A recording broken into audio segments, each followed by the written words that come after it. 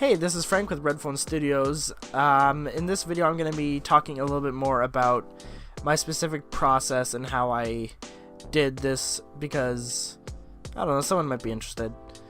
So I started with the line art, obviously, because that's sort of the obvious place to start. The difference here is that I did the color palette that I was going to be using for the piece pretty much right away, which you'll remember in the last video I sort of waited a little bit to do the color palette, which I think was a bit of a mistake because it was harder to kind of draw on the colors I had already used in the piece before, so I figured it'd be better to start there in this piece. And this character in particular, his name is Amethyst Kraken, shortened down to Thyst, just because that's what he likes to go by. I don't know, I don't think I'm very good at drawing ears, but I think I did alright on this one. It's all about, you know, figuring out how you do it, personal growth.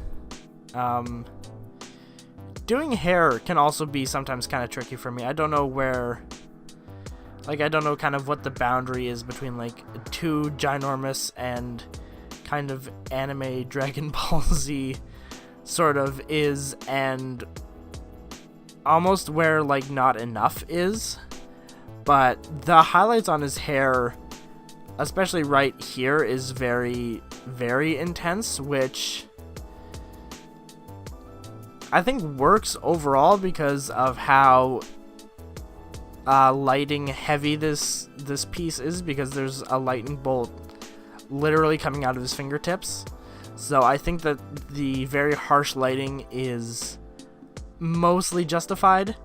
I end up using it only really on his figure in particular and on some of the trees, which we'll get into later. But the ground doesn't really have the same amount of harsh, intense lighting as his figure does. This character, Thyst, the reason why his skin is purple is because he is part of a race in Saphira called the Elgor, which not only have naturally very colorful skin, but they also have a resistance to magic, which is shown not only in the skin, but also in the what I call flanges, which you'll see later when we get to his face at the very end. But you can see them present on the coat. I think the idea behind it is that they have a creature that kind of has flanges already that they make the coats out of for anybody, I guess wizards who might want one, because wizards tend to fight at a distance rather than going up close, and magic is best used at a distance. I end up using the arm just copy and paste and then kind of change the shape a little bit just to keep the length consistent between the two arms. Layering is a bit of an issue that we'll see later, but you'll notice right now when it kind of zooms around his neck, his right arm is actually on a layer above his neck, which is... it's weird and really noticeable, and I don't know how I didn't catch it sooner. His magic in particular is this kind of light blue hue, so that's the reason why I'm changing all of the really striking highlights from the white color to the blue color. And yeah, there was a little bit of a jump cut there. That was because somehow it stopped recording during that piece. So I kind of lost that footage, and it took me 5 or 10 minutes, and I didn't really want to go back and redo it. The effect is pretty much the same either way, so I figured it wasn't worth going back and redoing just for, what is it, probably like a half a second of footage. I ended up experiencing some weird difficulties here. The magical ricochet off the ground I thought was a really interesting effect. I hadn't really ever tried anything like it before, so I think it was an interesting first attempt that worked out well. And of course I had to change around some of the layers because I wanted the fingertips to be below the lightning rather than on top of it. I tried experimenting for a brief second there with one of the bubble brushes that I created for another piece, which is also Temporal Shards related. Obviously I just took it out because he doesn't shoot bubbles, he shoots lightning. Lightning, because lightning is very fun, especially in fantasy worlds. But yeah, I found the hand here to be an interesting piece to work on, especially once we get into the highlights and the shadows, because I find that I hear a lot of artists talking about how hands are kind of like the bane of their existence, and of course I share that sentiment because hands can be very difficult to do, especially if you don't like have a separate hand reference to kind of be working off of that kind of shows all the contours of the hand. It can be kind of difficult. I think the hand here is inaccurate to a regular human hand, but overall it looks just fine for what it is. It's going to be very small on most areas that it's on, whether that be on like a card or I don't know if this would ever appear on a poster. I don't know if I would ever let it, but maybe if I got somebody else to maybe redo this piece, then I might be able to put it on like a poster or something, but until then, I think it's just going to be mostly seen like on a standard size playing card. So I'm just right now fiddling with the highlights and the contours of his feet. I think I pulled off a really interesting effect here with the ring highlights sort of on the ridge of his shoe. And getting into the spell book that he has, I thought was a really interesting kind of experiment, because I'm not really one to draw books. I don't think I'm very good at it, but I think this one ended up coming out really well. Obviously the highlights of the lightning that's like 2 inches from it kind of make it a little bit more obscured, so I think that's also part of what made it a little bit easier to draw and a little bit more interesting to look at. But of course the pages turning is always a kind of a fun effect to mess around with, because you get to really feel and show sort of what's going on in the scene in particular when a character is holding a spellbook and it's breezing through the pages. And I ended up adding some magic around it after I drew the hand in. The magic was kind of a fun little piece to add because it just kind of made it feel a little bit more mystical and like it was sort of in the middle of doing something, which, I mean, I guess it would if he was reading a spell off of it, but I don't know that spellbooks generally glow in this universe. I still have to kind of decide on that.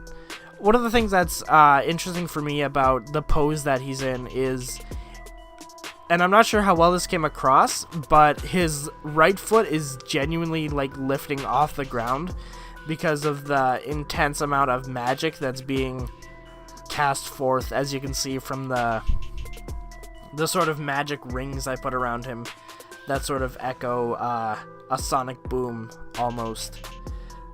I ended up going in and completely redoing these because I wasn't happy with how they looked the first time around. And it takes me kind of a while to get there. I ended up looking at them kind of thinking, is this really how I want these things to look? And I kind of decided to continue with it for a little while, even though I did end up changing my mind and thinking no. The second technique that I used was much better and much more efficient. It kind of brought the idea across much better. But for now, we just kind of get to look at my cascading failure here. Oh geez, this is not looking very good. So I added in some guidelines, made sure that they were all straight and kind of self-contained. What I could have done in hindsight is added some more sight lines that would kind of indicate where I want the rings to begin and end, rather than just the angle lines, which I think definitely helped a lot. I would highly recommend adding in guidelines for anything that you're doing that kind of has this magical, breezy, blowy feel. But yeah, I ended up going in and erasing a little bit of it just because it was interrupting the angle of the ground, and I thought it would look weird if there was just this weird ring kind of hovering there. It kind of made the world feel a little bit more grounded in this piece. Adding in some rocks here near the... I guess it's not really rocks, it's kind of where the lightning bolt is just shattering the ground around it as it's hitting. One of the interesting things that came from creating this was I tried to initially break it up using the eraser tool, but that didn't end up working very well, so I ended up using the grab and move around tool to kind of select each tiny little pieces I wanted it, moving it around and figuring it out that way. The trees were an entire another beast. I started with the ones in the very background and working more towards the foreground rather than doing them in reverse, which is I think what I usually do, and I think it created an interesting sort of layered effect. But overall I stopped doing the trees for a little bit because I wasn't satisfied, and I ended up doing the other end of the lightning bolt, which is where it comes down and strikes the other person, whoever Thyst was pointing at. I'm not 100% sure. But yeah, so the lightning bolt is coming down onto a figure. I really should have just done the head as a circle. I think that was a little bit of a failure on my part to not think ahead like that. But overall, what ended up happening was I just took the figure, put him, I think, underneath the lightning bolt in total, which, because the lightning bolt is a glow layer, I wouldn't show up very harshly against the black. Like, it almost wouldn't do anything to it, so I ended up just pulling the opacity on that layer down, which really helped to kind of make him look like he's not only being struck by it, but also kind of surrounded by it. And yeah, so I kind of took another look, saw that the trees weren't really working, so I kind of shoved two of them into the foreground, kind of made them look a little bit more like the part of the scene. And I started adding some highlights to the trees, which I ended up playing around with some interesting texture brushes here. And I ended up adding some texture to a lot of the area, including these little rocks here, which I think worked out really well overall. They created this really interesting depth effect and really showed off the angle of the lightning bolt a lot. And of course, creating the tinier rocks towards the, what I guess you could call the opponent over there.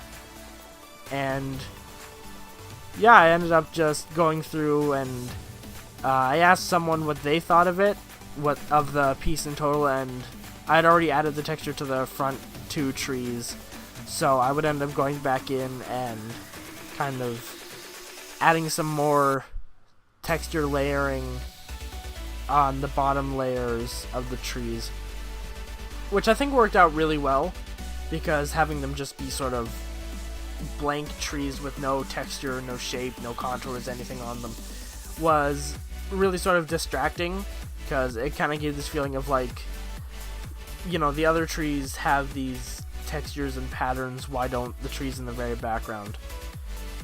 So yeah, here's where I ended up adding the, what I call flanges on his face. All Elgor have the flanges on their face because their skin is naturally magic resistant. And I wanted a very specific look for these, so I ended up grabbing, moving, shifting, changing the size of them, and I think it worked out really, really well overall. So this is the final piece. I think it came out really well, given how little experience I have sort of drawing trees and lightning. Some of the lightning bolts I've drawn in the past haven't really come out very well, so I thought that this was a really, really nice change of pace overall.